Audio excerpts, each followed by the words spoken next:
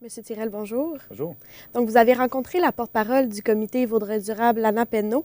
Quelle est votre position sur le choix du ministère de l'Environnement de ne pas exiger d'audience de la part du Bureau d'audience publique sur l'environnement? Nous autres, on avait déjà pris position contre le troisième site de déchets de Rio Tinto Alcan.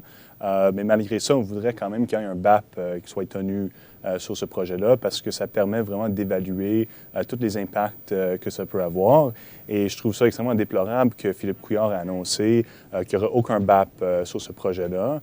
Et ça constitue une passe libre à la multinationale. Il faut quand même qu'on ait des règlements. Il faut quand même que cette entreprise soit obligée de respecter la loi, respecter l'environnement et respecter l'acceptabilité sociale. Puis quand j'ai lu dans le journal ce matin qu'encore une fois, il y a une amende de 21 000 qui a été déposée contre Rio Tinto pour avoir diffusé de l'eau non propre dans la rivière, ça démontre qu'il manque de bonne foi quant à l'environnement. Et le ministère de l'Environnement a quand même dit que le projet ne répondait pas aux critères pour être soumis au BAP. C'est ça, mais le ministère de l'Environnement a quand même un pouvoir discrétionnaire de le soumettre au BAP. Donc, même si la loi sur la qualité de l'environnement ne prévoit pas nécessairement un BAP obligatoire pour ce site ici, on peut quand même lui demander d'utiliser son pouvoir d'en faire un. Et je crois qu'avec tous les problèmes d'acceptabilité sociale qu'on a vus et tous les efforts que le comité Vaudreuil durable a mis sur ce dossier-là, que ça serait vraiment le minimum de faire un BAP. Et avez-vous l'impression que le gouvernement délaisse l'environnement au profit de Rio Tinto? Oui, je pense qu'eux autres, ils sont au service de Rio Tinto Alcan. Et il faut dire que ce n'est pas juste le gouvernement, c'est aussi la députée péquiste de Chicoutimi, Myriam Jean, qui refuse d'exiger un BAP, elle aussi. Donc, on a à la fois le gouvernement et l'opposition officielle qui refusent de défendre l'environnement dans ce dossier. Et justement, qu'est-ce que vous attendez de la part de Myriam Jean et du gouvernement? Je pense qu'elle devrait demander un BAP, puis qu'elle devrait condamner l'annonce de Philippe Couillard quand il dit qu'il ne devrait pas tenir de BAP, mais c'est la responsabilité du député et de l'opposition officielle de demander justement que ça soit tenu.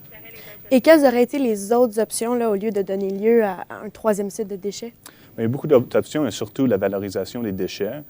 Il y a des technologies qui permettent de faire, par exemple, des briques avec ces déchets-là. Donc, ça, c'est une option. Il y a beaucoup d'autres technologies qui sont en voie de recherche.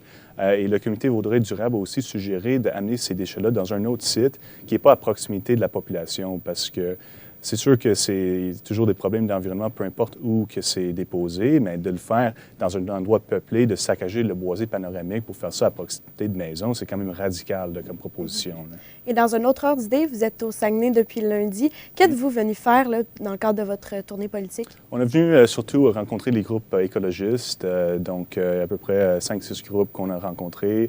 On était aussi allé faire un tour au Centre d'amitié autochtone ce matin. On a pris position sur la fermeture d'un potentiel d'un programme d'éducation pour les jeunes autochtones. Donc, on veut vraiment que la Commission scolaire et le gouvernement du Québec s'arrangent pour que ce programme-là soit maintenu. Et c'est vraiment déplorable que les jeunes ne sachent pas s'ils vont pouvoir retourner dans ce programme-là l'année prochaine. Donc, il y a un manque de stabilité à ce niveau-là. On a aussi rencontré Christian Bélanger d'un regroupement contre l'islamophobie et le racisme pour comprendre un peu les enjeux ici. Donc, c'est vraiment une tournée très productive, puis ça nous a permis de vraiment éclairer sur beaucoup d'enjeux locaux. Et quel est l'état de santé un peu du Parti vert là, dans la région? Ah bien, on a été absent pendant plusieurs années, entre 2007 notamment et tout récemment. Donc, moi, j'ai été candidat dans l'élection partielle de Chicoutimi l'année dernière. Puis ça nous a permis de vraiment recommencer à travailler dans la région. Vous savez que je suis chef du parti depuis 2013. On a pris un virage vers la gauche pour défendre l'écosocialisme. Donc, question de prendre soin de l'environnement, mais aussi de la population en même temps, d'adresser les problèmes dans le système de santé publique. On croit vraiment à un système de santé publique fort, public. Et donc, on arrive vraiment à expliquer un peu les nouvelles positions du Parti vert du Québec et jusqu'à présent, l'accueil a vraiment été super. Et est-ce que vous avez des candidats pour tous les comtés en 2018? Bien, les élections sont quand même l'année prochaine à l'automne, donc les candidats ne sont pas encore déterminés, mais il y a plusieurs personnes qui sont intéressées. Puis je pense qu'en 2018, on va vraiment pouvoir présenter une option concrète et viable à la population ici. Merci beaucoup, M. Tirel. Merci à vous.